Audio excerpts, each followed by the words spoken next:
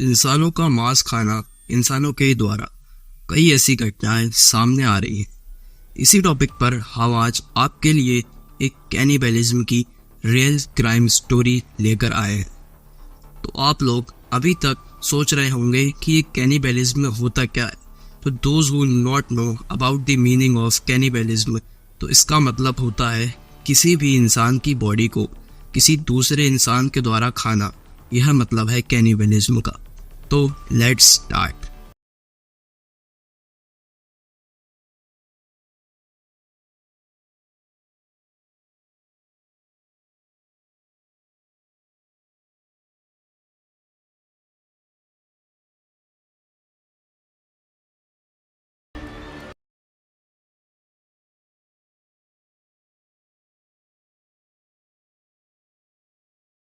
यह बात है 1981 की और उस खूंखार हत्यारे की जिसके कारनामों ने पूरे देश में सनसनी पैदा कर दी थी। यह इंसान जापान कंट्री से बिलोंग करता था। इसका नाम है इसाई सगावा। यह घटना 1981 की है जो 45 साल पहले हुई थी। इसाई सगावा एक स्टूडेंट था जो अपनी स्टडी करता था।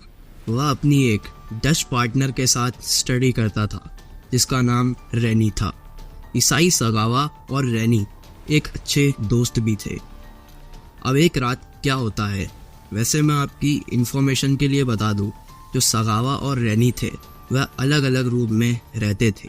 तो क्या होता है, सगावा ने रैनी को एक रात अपने रूम में बुलाया बिना किसी रीज़न के, और बिना कुछ सोचे समझे रैनी उसके इरादों को नहीं भाप पाई और सगावा के रूम में चली गई।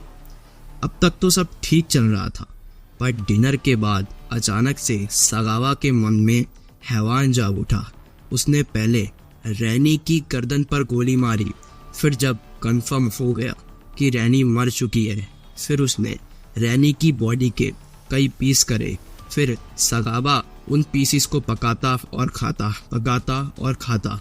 ऐसा कई समय तक चलता रहा।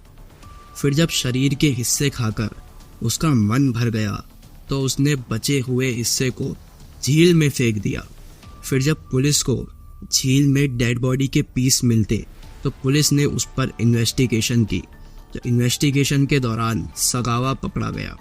पूछताछ के बाद सगावा ने बताया कि रैनी और सगावा का किसी बात को लेकर झगड़ा हो गया था, जिससे उसने रैनी को मार दिया।